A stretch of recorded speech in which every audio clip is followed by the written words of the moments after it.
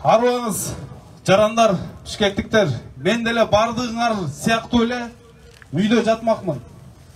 Мага деле мышыктын өңүнүн айырмасы жок. Ак мышыкпы, кара мышыкпы, ал чычкан кармаса болду. Мен революциядан тажадым.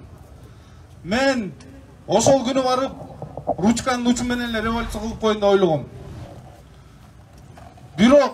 Бирок биздин дүйнөгө тааныткан Манас эпосунда бир нече жолу айтылган алтыны аттын башындай, күмүшү сайдын ташындай, ушул жетим тоого жырткычтык менен кол салабыз дегендер чыккандан биз жөн жата алган жокпуз. Туугандар, жетим тоо биздин келечек. Жигиттер, катуу айтсам тарынбагыла. Дос, тууган ар дайым күйдүрүп айтат. Намыс кетти бизден. Кайдыгер болуп калдык. Келе бир муштумдай түйүлчү бүгүн күн келди. Мен ойлогом, 5-октябрдан кийин болду. Бардык өзүгүнө чөткө, адилеттүүлүк орнойт, мыйзамдуулук орнойт деп. Бардыгы теңиринен тескери кетти 100%. Жигиттер, бүгүн жетим тоолобу, кайсы гана байлыгыбыз болбосун, керек болсо ушул эже карындаш кыздарыбызга чейин коргоп кала турган учур келди. Намысын, абийирин, мына сынган кылычты баарыңар окугансыңар.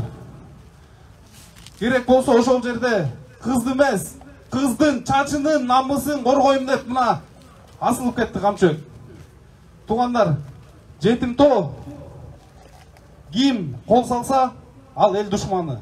Ким кол коюп берсе, кайсы депутат, кайсы министр, ал келечектин, ата бабанын бүгүнкү күндүн да душманы. Бул жактан мен орусча айтат, косвенный доказательство, бир кыйыр түрдөгү далилди айтайын. Эч бир чалгындоо ишин жүргүзбөй туруп, ген деген эч качан жалгыз жатпайт.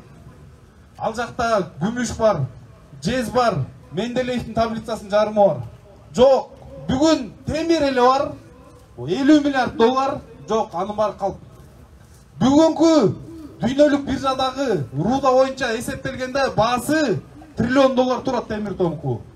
Эми элестеткиле, элди 2 миллиардка жетпеген Кытайдын карызы менен жүрөгүн үшүн алып, триллион доллар турган тоону бүгүн жырткычтык менен кол салганга жол бербейли.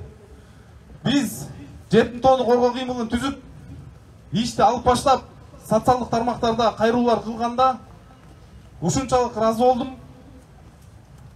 Бир жумага жетпей 1000ден ашып кетти катарыбыз. Жалаң эле нарындыктар эмес, жалаң эле жетим тоолуктар эмес. Францияда жатып алып, Италияда жатып алып, Америкада жатып алып, баркендик, таластык, керек болсо ошол кара кулжалык, алайлык туугандар чыгып атат. Жетим тоо кумтөрдүн тагдырын кайталап калбаш керек. Биз келечек муунга таза мөңгү, ууланган калдыктардан башка таза экологиялык зонаны калтырып кетели. Бүгүн жырткычтык менен кол салабыз деп тургандар мафия, чыккынчылар жана мен толук жоопкерчиликти боюма алып айтайын, бүгүн Кытайдын шпиондору. Мен президент болом деген кишини тегеректеп алып,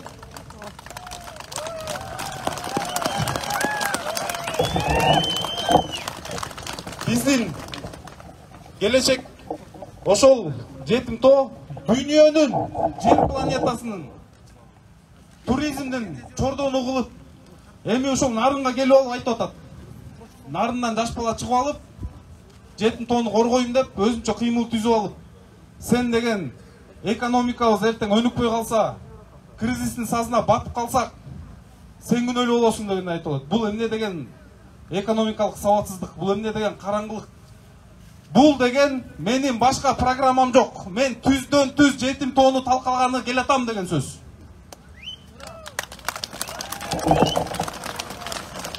Достор, силер качан көрдүңөр эле талапкерлер башы биригип, программасын чогуу алып чыгып, чогуу элдин алдына чыгып, бирин-бири сыйлап, мындайды мен жаңылбасам Кыргызстан тарыхында болгон эмес. Качан эки талапкердин башы бирикти эле, төртөө эмес. Бүгүнкү күнү мына эми агайдан кийин сүйлөшөбүз. Мантыдан кийин чийки картошка жегенде болуп атсаңар керек. Бирок ошол биз кыймылды түздүк. Каалоочуларга эшик ачык. Биздин келечек силердин колуңарда. Туугандар, мен революция кылып сыймыктангым келбей калды. Биз бир революция кылдык, дүйнө коомчулугу бизди мактады. Эки революция кылдык, бизди дагы мактады. Демократия аралчасына айландык. Үчүнчү революция кылдык, бизди мында кооптоо менен карап баштады. Ошонун баарына өзүбүз күнөөлүүбүз. Келгиле сатылбай, алданбай, мындан ары же мыйзамдуу, же мыйзамсыз гана өлкөнү тандайбыз. 10 январда Кудайга шүгүр баарыбыз мусулманбыз. Кабинкага кирип, ручканы алып, бир келме келтирип койгула, жүрөңөр силерди алдабайт.